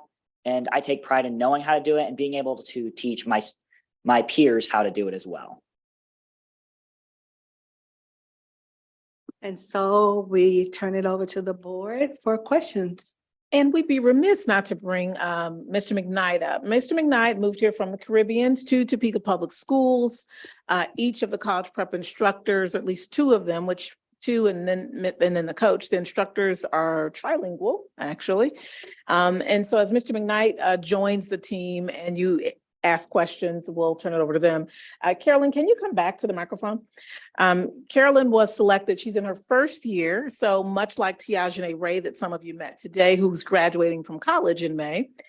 Carolyn was selected as a Topeka West Student College Prep Scholar for this special partnership that Dr. Bierman and I created, which allows for our students at their sophomore year to apply for admissions to Washburn University, paid for by Topeka Public Schools. If they are accepted and move through the interview with College Prep, and then Washburn will come to College Prep, then they start their program. So we have found tremendous success. So these students graduate with 2 years already completed with their liberal arts degree and their high school diploma. This also took the efforts of Mrs. Wallace, who then realigned the high school courses to match the college courses at Washburn so that they could attend full-time at Washburn University.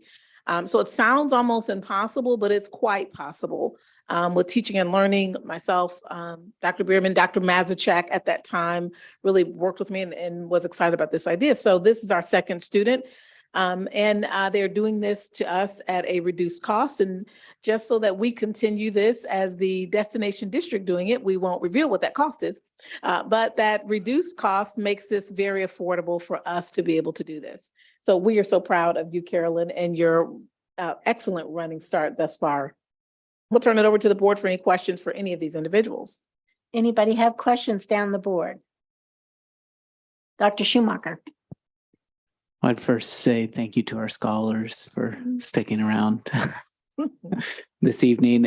And I think we look at what is a well-rounded student and what is a well-rounded human being. And I think we could look at our students at College Prep who, I think at that age, I don't know if I knew how to make eye contact with an adult and speak coherent sentences. It took a lot of time and practice for me to be able to be doing this now. The head start that you guys have, not only academically, but with the interpersonal skills, I am always very impressed with College Prep students. My question is maybe more for Ms. Foster and Mr. McKnight. There's a lot of focus, maybe not as much here, but in the state, at the State House on assessments. So Kansas assessment and looking at level 1, I don't think there's even level 1s in College Prep. I think everybody's level 2, level 3, level 4. And is it the relationships, the accountability? Where is that secret sauce so we can try to move the needle for level 1s in 501 up to level 2, or move those level 2s to level 3 or level 4?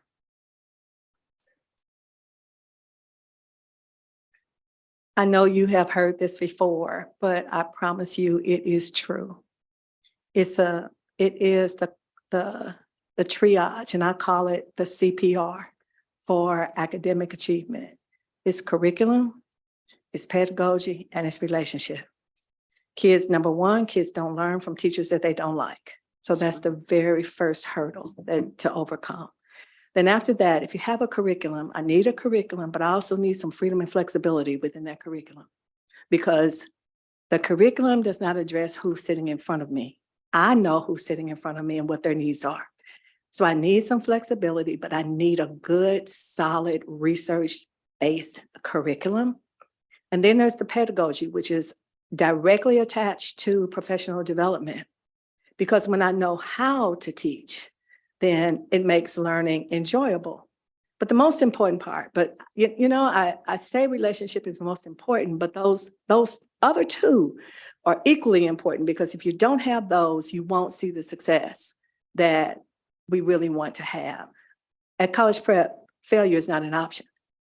Everybody is going to learn and everybody is going to grow. So you may not make it to that 3, but doggone it, you're going to be that high too. And then the next year when we see you again, then we're going to move on to that 3. So we treat every child as an individual, but we have extremely high expectations for each one of them. And that tripod is based on research from Harvard. So that was used for the last 2 college preps. It's really founded based on, it's a research-based model, really. But that tripod that we talk about across this district, relationships, pedagogy, and aligned standards-based curriculum. And that's what we want all of our teachers to do, but that's what's embedded. Right. So what Ms. Foster said is the center of it. And I also believe the belief that your students will and can learn. And then once your students believe that, they grow. And then the next part of it is celebrating all types of successes, even if they grow by 2 points, 3 points, because then we set another goal for another 3 points. And when I say it to them, they're believing what I'm saying. And I do believe they could learn it. So that when you see that happen, it doesn't happen all the time for each student, but it will happen because we believe it's going to happen. So when we see that happening throughout the year, it's just this, I guess it's the magic sauce. And it goes with what Ms. Foster says too, but it works. Any other questions? Dr. Bonebrake. Thank you, Ms. Wiley. I've always thought if you can change the way you see things, you can change the things you see. And college prep with its CPR, I just wish we could expand this. It's just incredible. It was only 110. If this was available when I was in high school, I'd have been jumping at it. This is a fabulous program. I'm very impressed. Thank you for coming and staying late past my bedtime. Mrs. Schmidt. It's a mouthful. So not everybody was as fortunate as Lalo and I to get to sit and talk to the first cohort class that's graduating this year. And it is very evident the love and the respect that these students have for the teachers there. And very impactful to hear some of the things that they said, some of the negative self-talk that they had allowed themselves to believe because of the side of town that they lived on, that they were not worthy to compete or equal to kids on another side of town or from a different school. One gentleman said, he had written school off already in middle school before they grabbed him. So the evidence in just hearing these conversations and the impact that it has made, you have truly created a legacy within the district with what we're doing at College Prep. Ms. Foster, you have created a legacy in these children and all the things that they will go to achieve.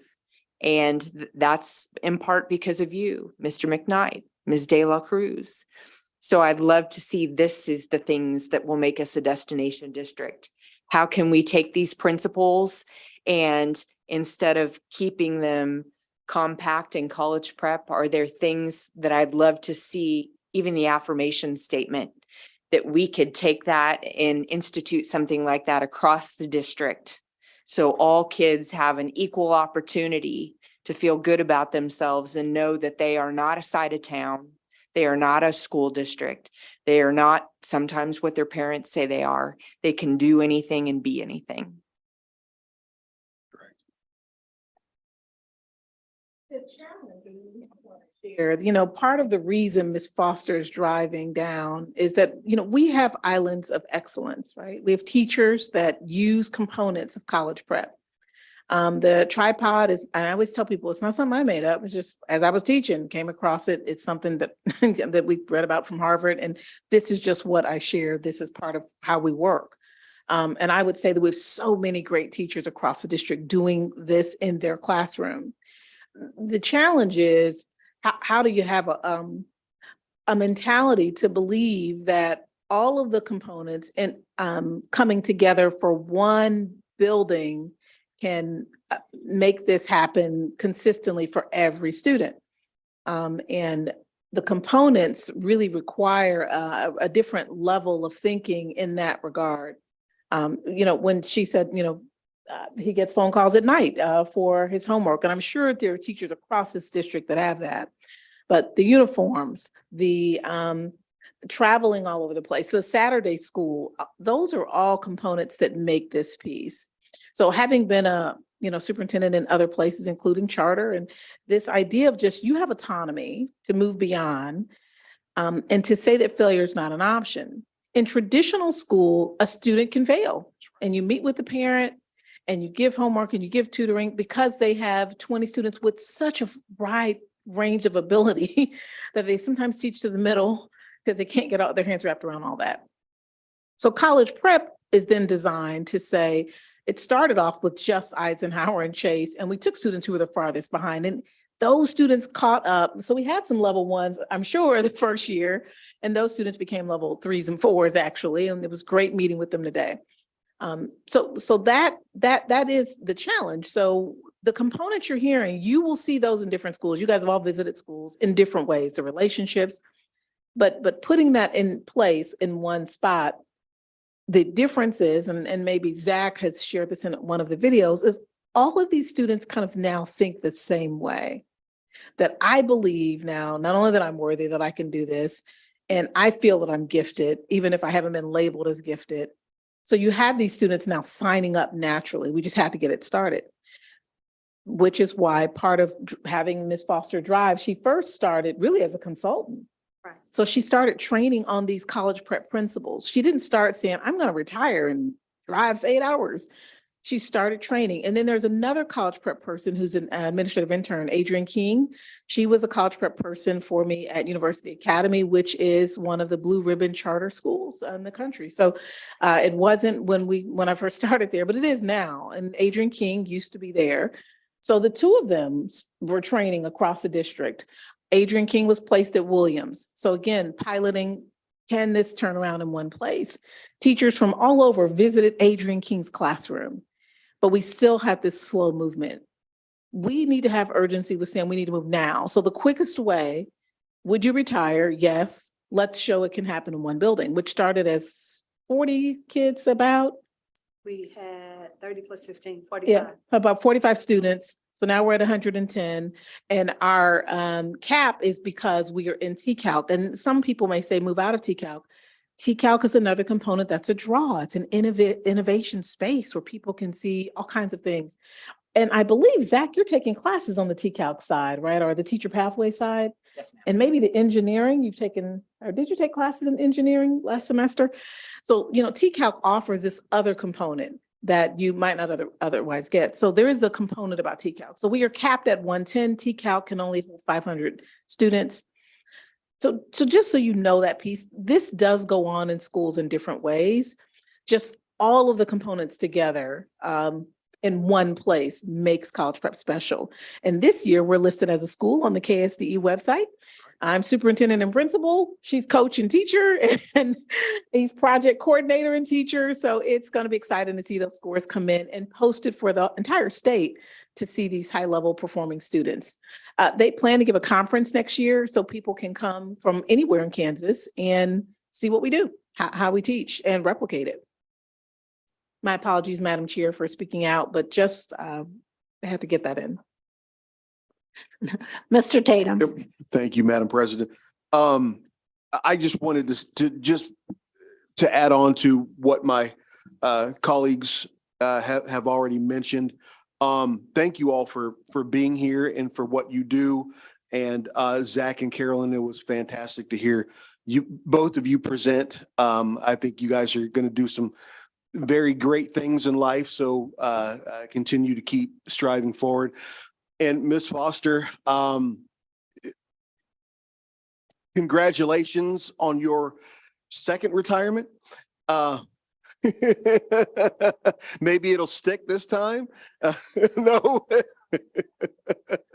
Teaching at a school that's 100% poverty in St. Oh my gosh. St. Okay. Louis. All right. Apparently so. Well, you will absolutely be leaving some very big shoes for your successor to fill, whoever that happens to be. But I appreciate all the work that you've done. I appreciate the work that you did specifically for my daughter, Olivia. And just all the best to you going forward. Thank you.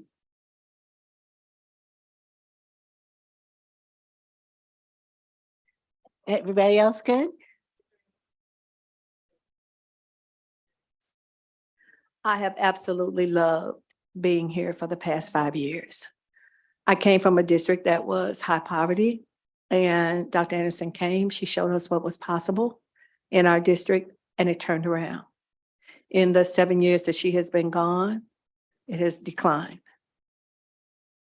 So there is, that consistency is very, very, very extremely important. But I do want you to know that it has been a blessing to be here. And so I was talking to the young people, and I love being around these young folks because they're always teaching me something.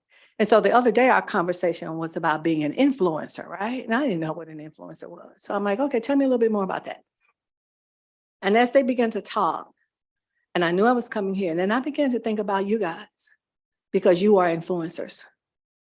And I watch every board meeting from St. Louis.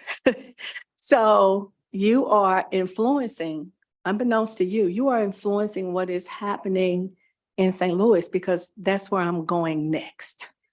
And I'm taking all of what I've learned for the past 5 years here in Topeka with me because I know what's possible and I've seen it replicated over and over and over.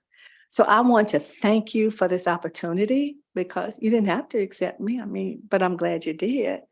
And keep doing what you're doing for kids. They deserve the best. Thank you.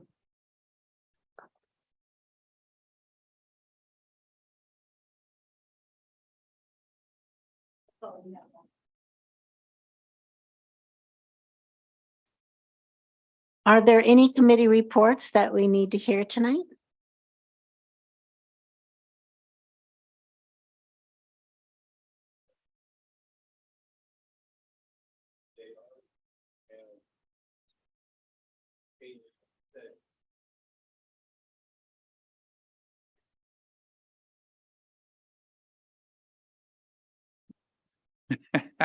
We'll get the microphone.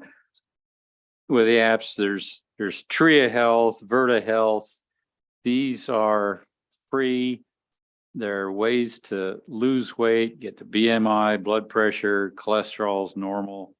But there's no medication involved, no exercise involved, but you have sort of a proctor. But we're going to have these educational sessions, I hope, through the professional development days, so that everybody's sort of trapped and they have to be exposed to it for a few minutes, and find out what the smart shopper is. If I had any hair, I'd tear it out. But it will be also some education on getting a primary care provider because only about 12% will see a primary care provider on an annual basis, although they are difficult to come by in Topeka. It may take some months to get in, but initially you can be assigned a nurse practitioner, physician assistant, who then leads you into a primary care provider position. And Mr. Mankey's going to present on the financial crew and things we're going to hear about approval of a budget to be presented. So it has to be approved since it's changed, since there's so many at-risk children, we get more budget, more to spend. But he's going to talk about that some more, I think. That's all I have. Dr. Schumacher? Personnel met just prior to the meeting and I don't really have too much to report. We talked about some ways to try to help think about things and approach things a little bit differently, when we're trying to interview or fill positions and recruit positions, but nothing specifically to report. Mr. Tatum? Well, I think since Dr. Bonebrake and I are on the same two committees, he's already kind of shared a lot of what I was intending to share with the board. And I, for the most part, I don't have a whole lot to add to it. In the health insurance committee meeting, we did kind of talk about the importance of having a primary care physician and that there is a shortage of physicians here in Shawnee County, which impacts our district employees when they're looking for a doctor. And let's see, he talked about the Verta Health. In the finance committee meeting, Mr. Minky is going to talk to us here in a bit about a pretty significant budgetary issue. I won't steal his thunder and let him go into more detail on that particular issue. Mr. Munoz? Policy will meet next week on Tuesday, and so I'll have something after that. I went to the Intergovernmental Cooperation Council of the superintendents in the area, and we had a program from the Dean of Washburn Institute of Technology, and they are addressing community needs to look at their curriculum. They also stated that they have a 94% placement rate on completion of their programs. And about 90% of their students are staying in the state. So that is really good information to have. They're also trying to use the slogan, college your way. It may not be a regular college, but it could be a technical college. So getting students involved in jobs that are needed in our area. Mrs. Stewart Campbell was not able to make the Sheldon policy meeting, and so I stood in her place. You do have a report on here, but it was two things that really came out to me on that. Sheldon staff was chosen to speak at the Region 7 convention around trauma-informed information. And because they had spoken at another training, and so they were asked to come. So that just shows the excellence of our staff over there at Sheldon. And you will be, or have already approved, they were asking for a COLA money to be spent in other ways, since our district negotiates wages for their teachers. They're part of our umbrella. And so Sheldon gives them a COLA of money for that, and they would like to use it towards students and needs for other positions. And that amount would be $203,000 that they'll be able to spend on their students and other positions and needs for their school by thanking our negotiation team and the salaries that are negotiated. So those are the two most important from that meeting. We also have a draft of our school board meetings for the upcoming year in front of you. It's a discussion item. So if you'd be able to look at those, and Mrs. Lister will fill you in on a couple of like maybe possibly unusual situations for next year. And then next meeting, we will have that as an action item to accept that if you so see the need. Mrs. Lister?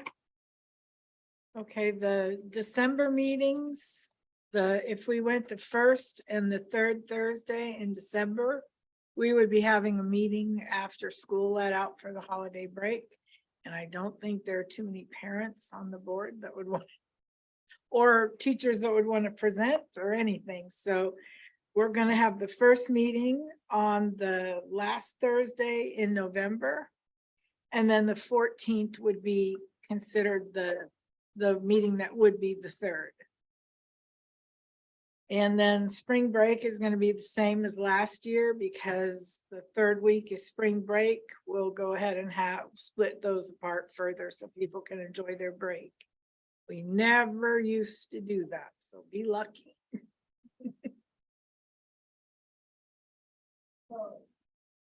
That will be an action item on the next agenda. And if you have any concerns, speak with our clerk? I will point out that the meeting on the 14th in December is a noon meeting because traditionally that meeting would be noon, so people could start their breaks faster. If there's any opinion that you want another night meeting, that, just, I can put it down, we can change it, that's not a problem. It's just tradition, so I left it that way. Next item, 22.2, request approval to publish hearing notice. I believe that's Mr. Minky. It is. Good evening. Thanks for sitting through our long-winded meeting. Good evening. No, it's fun. You're paying me to do this, so. Just not as much after 5. Our rate per hour declines, so. Sitting here listening to so many things, it's funny, it struck me that success is measured so differently in our world. Today, a company launched a 20-story tall rocket, and it was scheduled to go 150 miles in the air and last 90 minutes and then splash down. And what they call it, this was interesting. It's a rapid unscheduled disassembly, a RUD. I think that means it blew up. But it's a success. Many are say it's a success. It's simply a learning experience, not a failure. So success is measured really weird. Anyway, there's my thoughts. I have been talking about republishing our budget for a couple weeks, finance sessions. We've had conversations with our finance team and several board members. I gave each of you individually some information on the amendment. Just re-emphasizing tonight, we're asking you, the only decision is to publish this in the Metro News on Monday. It's got to be a public document, 10 days. We'll have our hearing on May 4th. Hopefully successfully get through that, and we can vote and adopt these changes. The changes really are due to the increased number of eligible free students. And I'm going to have Mr. Gowan kind of scroll down to that next document. I mean, this is really the shift we're asking, right? The expenditures and transfers in the adopted 104 million in the general fund, moving to 109. The at-risk from 25.5 to 31. And then that capers from 17.3 to 17.5. And we're in good company here, so much so that this was a topic of today's Kansas Department of Ed administrators meeting, that capers increase really due to schools, many now utilizing their CARES ESSER money for that retention premium payments, which increase the amount of employer capers contribution that's required, because the capers positions are it's either eligible or not, really doesn't care about the funding. So, but that's about a 1% increase. So we're asking you to tweak that by 1%. And I'm telling you, you should approve that, because they're going to send us that money anyway. And that is the money, right, that gets deposited in our municipal investment pool, is there about 30 seconds and then is swiped out of our account and put in the capers account. So we just record it. Again, so we're going to increase because state aid is going up, because purely the number of students that have qualified this year for those free meals. In turn, that creates at-risk state aid. At-risk state aid must be transferred to the at-risk fund 100%. We can't do anything else with it. 100% goes into that at-risk. So we'll reallocate eligible at-risk expenses to Code 13. in turn, ideally allowing some freed up resources to be reallocated to some of our other programmatic funds like bilingual and SPED and career tech ed, some of those other places. But if you scroll down, Mr. Gowan, so here's the trick, here's the magic. What happened? So DCM pilot, that's direct certified Medicaid. And you can see this program's been going on a while. But essentially, it allows the direct certification of students for free without filling out all the national student economic forms. And we were not part of that program prior to 2023 this year. And, you know, during the COVID time, the National Student Lunch Program, everybody ate free. And so it was difficult to convince parents that we still needed those economic forms filled out, substantiating how we get our at-risk aid. And this year we are part of that direct certify, and that really helped us. And it really pushed those numbers up, and we're really happy about it because those at-risk numbers have really cycled the last 4 or 5 years. So that's really the gist of this, the republication of 3 of our 26 adopted funds. And I just want to reemphasize this impacts the mill levy or the taxes levied zero. Does nothing to do that, just impacts state aid. Simply does that. So with that, I think I've provided you guys lots of information. We just entertain any questions. Again, just understanding that tonight, we're just asking you to approve and allow us to publish this. Thank you. Any questions from the board? Can I have a motion for a vote on publishing the required information about our budget? Yes, you can, Madam President. I move to approve the request to publish the hearing notice amending the 2022-2023 budget as presented. Do I have a second? Mr. Munoz? I move to second that. Mrs. Lister? Oh, any questions or comments? Can we have the vote, please? The vote is open. Can everyone And vote? here it is. Yes. Okay.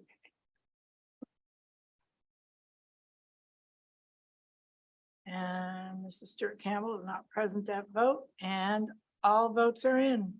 Motion carries. Thank you. Thank you, sir, for taking care of that business for us. You bet. And we really Appreciate your time. appreciate the support of our board, and we'll see you on May 4th.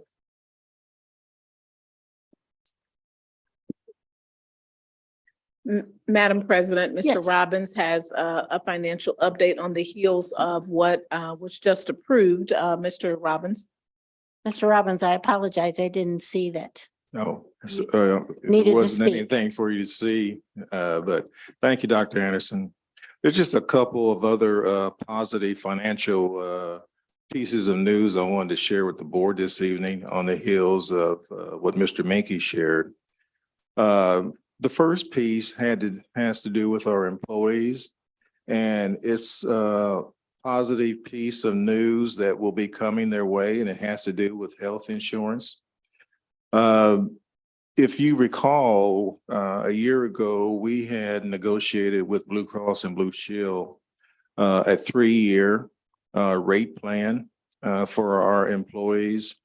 And that rate plan carried with it some rate caps that were put in place for these next 3 years. It certainly is going to come in to be very advantageous for our employees for this next renewal period. We have about 2,038 employees that take part and participate in our health insurance plan.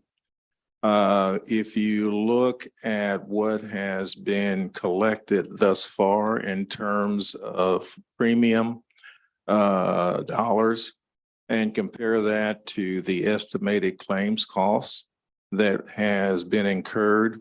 There is about a $4 million deficit between the premiums paid versus the estimated claims costs. That $4 million deficit is going to place us in a position when it comes to renewal of having an increase in the area of about 27%. And what that means in dollars and cents as far as a premium renewal for our employees, if we had to incur that entire increase for anyone who happens to be on option A, which we have 220 of those 2,038, that would be a per paycheck increase of $117.80 per pay period. If you were on plan option B, that would be a $93.01 per paycheck increase. $83.07 if you're on option C, $73.12 per paycheck if you were option D. The rate caps that we have in place for next year for both Plan C and Plan D, the cap is 0. So there would be no premium increase whatsoever for any employees who have those options. And of our 2,038, 1,174 are involved in option C or D. So they would have absolutely no premium increase for this upcoming plan year. If you happen to be on option B, of which we have 644 of those 2,038, rather than having the $93.01 per paycheck increase, that per paycheck increase is only going to be $13.15, a significant reduction. For the 220 that are option A, rather than $117.80 per paycheck, that's going to be $30.21 per paycheck. So the plan that we negotiated is certainly going to help control and limit the increase in premium costs for our employees who are part of our health insurance plan. So I think that's going to be good news, good financial news for our employees. I wanted to share that with the board. Now, for the good news for our patrons for next year, there is a plan called the Community Eligibility Provision. The chart reference that we use with that plan is a CEP. And basically what that means is if you're a student who attends a school that is on the CEP program, every student in that school eats free. There is no cost for meals. And this year, we have 16 of our schools that currently have an opportunity to participate in that plan. Now, due to the great work that was performed by Miss Nikki Yankee, who I asked to stay around for this meeting, and her team, they have went to work and enabled our district to become the very first district in the state of Kansas to have every one of our buildings be CEP qualified. So, yes. Mm-hmm.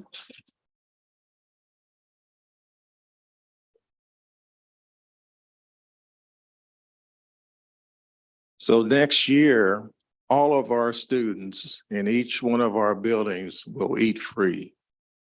Now, you know what that means, you know, for the schools that were not CEP schools this year, right now, we still have an outstanding debt to collect that is just under $81,000.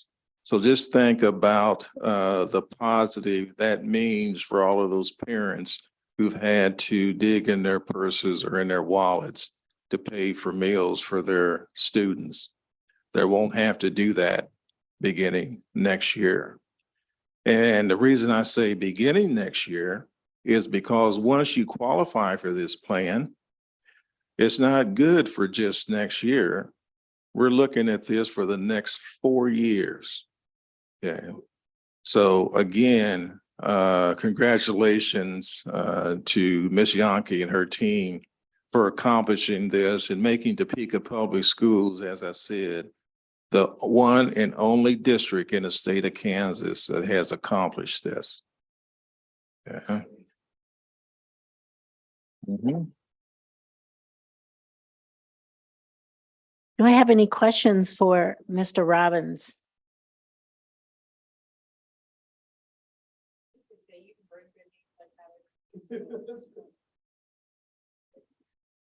Mr. Munoz? Oh, Dr. Bonebreak? LR, can you say that the difference between the premiums A, B, C, and D, is that basically what, there's just a simple reason. Is it the discount? What is the basic difference between all of those? I think it's the way the cost is distributed. In option A, for instance, that is the one that has the highest loss ratio, according to Blue Cross and Blue Shield. But what if you go one premium, is it just the no, what's the term? Not the you have to pay out of your pocket and then the insurance company pays. Oh, yes. It's the deductible? The deductibles, yes. Is it just a higher deductible throughout or what? Yes, it is. It is. The deductible for option A is 1,000. The deductible for option B is 1,500. The deductible for option C is 2,500. And the deductible for option D is 5,000. You know, many times I refer to that as a high deductible plan. Okay. And for the second year of the 3-year plan, the rate cap that was put in place for option A was 7.5%. For option B was 4%. And it was 0 for both option C and D. Anyone else? Mr. Robbins, I know before when we had our ESSER money and people didn't fill out the paperwork, caused a real problem budgetarily for our district. Do we have a plan for that this time so we don't lose that enrollment count, et cetera?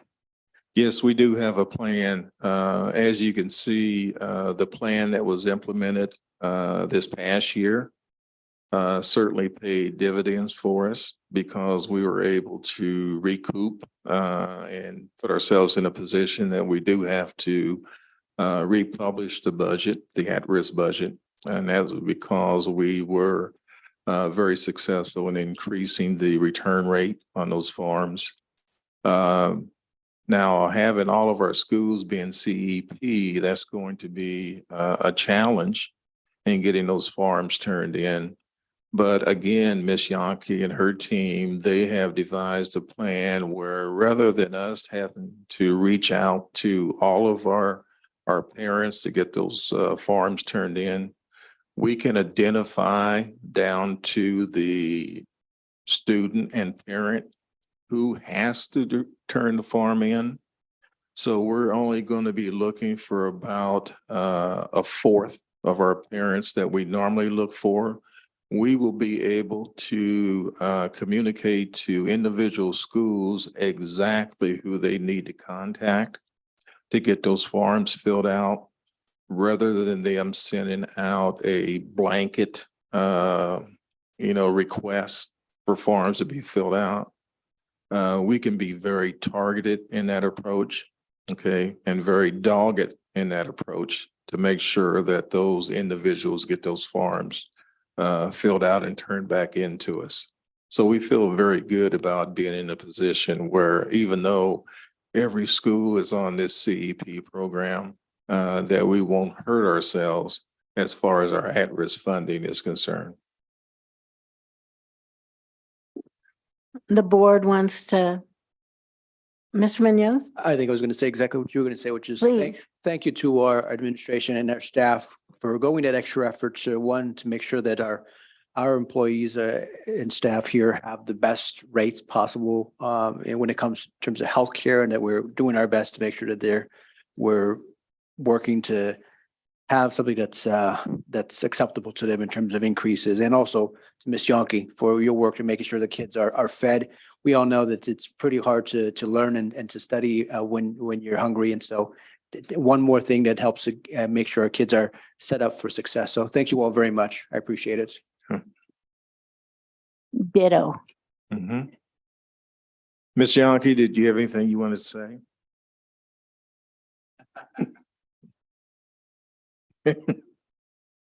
Mm-hmm. Board comments. Dr. Bonebreak?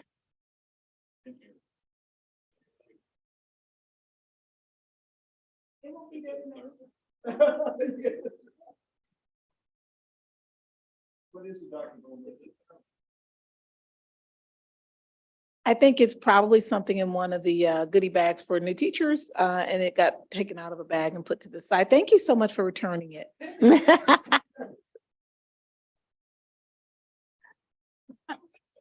Mr. Schumacher? Feel like I'm gonna have a rapid unscheduled disassembly. I also have, this thing's been next to me for 15 months, if anybody wants it. But I seriously, two things. So I appreciate the relationships. Like I write down like themes to the meetings, and I feel like the meeting this time, Mr. Lake talked about it, Ms. Foster talked about it, but the relationships that teachers have with their students, that teachers have and administration has with their staff. I appreciate the relationships that I have with the fellow board members and with the people in this room right now. And I appreciate that. I also, as somebody that, every day I talk many times a day about what kids are eating, and sometimes when kids are not eating, the work that Ms. Schmidt and I have done with Harvesters, with our food pantry every month, the work that my wife does every week at Silver Suppers, making sure that kids get dinners 4 out of the 7 nights a week, the information shared tonight, and food insecurity is something that I think a lot of us don't think about because we don't have to. And we're very lucky, and the more that we can do about that. And even though it's almost 9 o'clock, that really made my night. So thank you. Mr. Tatum?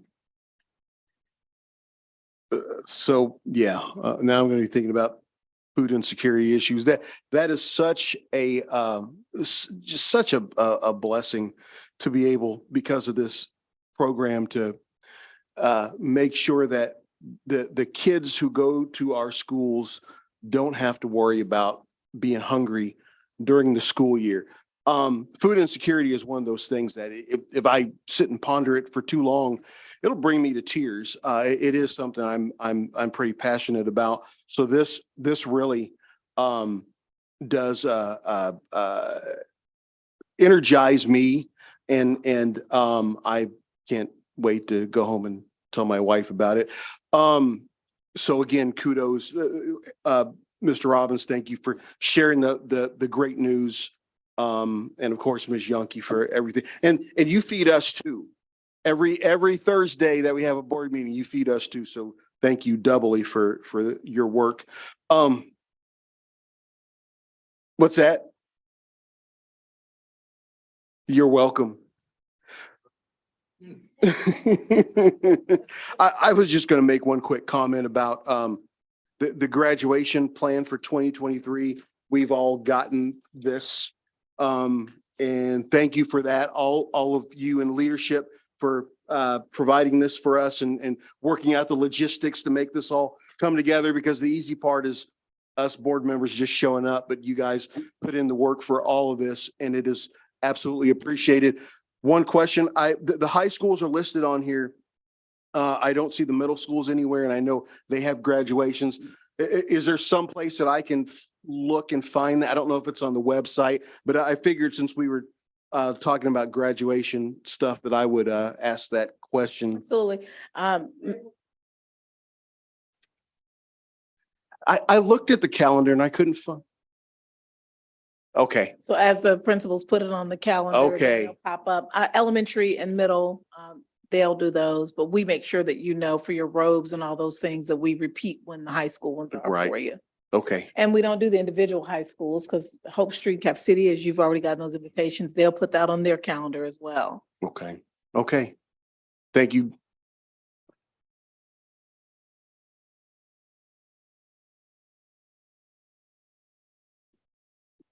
Mr. Tatum, would you like for us at the next meeting, because we'll be meeting with principals on Monday. So we certainly can coordinate and just have one little list of here's the middle school. So it'll be on your calendar, but we're That would meeting be with them great. Monday. Yeah. So we'll just pass around a sheet, have them fill that out, and then we'll type that up and then have that for the next meeting. Okay, thank you, Dr. Anderson. Mrs. Schmidt. Okay, I got to jump on the food insecurity bandwagon.